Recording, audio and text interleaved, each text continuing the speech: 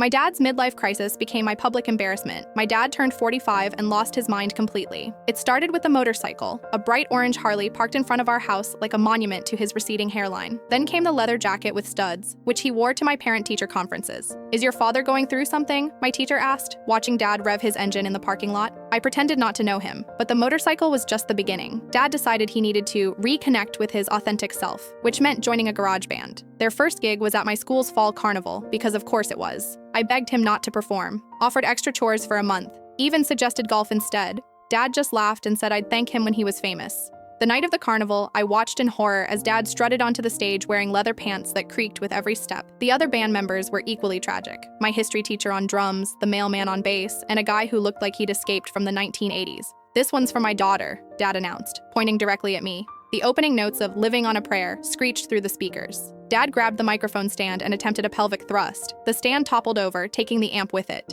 Feedback shrieked across the playground as Dad scrambled to catch the equipment. That's when his leather pants split, right down the back seam, in front of 300 people, including my crush, who started recording with his phone. Dad kept singing, oblivious to the wardrobe malfunction, while Mom rushed the stage with her cardigan. The other parents tried not to stare, but their horrified expressions said everything. "This is the most embarrassing thing that's ever happened to anyone," I whispered to my best friend. She patted my shoulder sympathetically. "At least it can't get worse." It got worse. The next day, my crush's video had gone viral at school. Dad became a meme. Someone photoshopped his split pants moment onto motivational posters. I considered transferring schools. Instead, I cornered Dad in the garage, where he was polishing his motorcycle.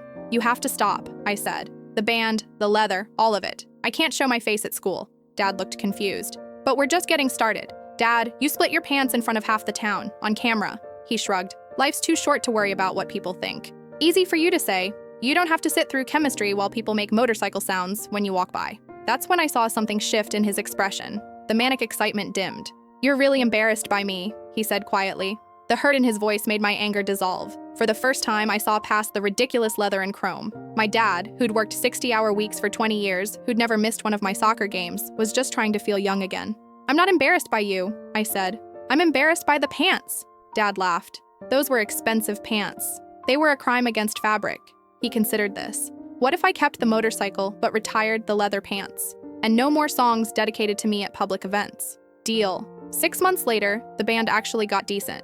Dad still rides his motorcycle, but he wears normal jeans now.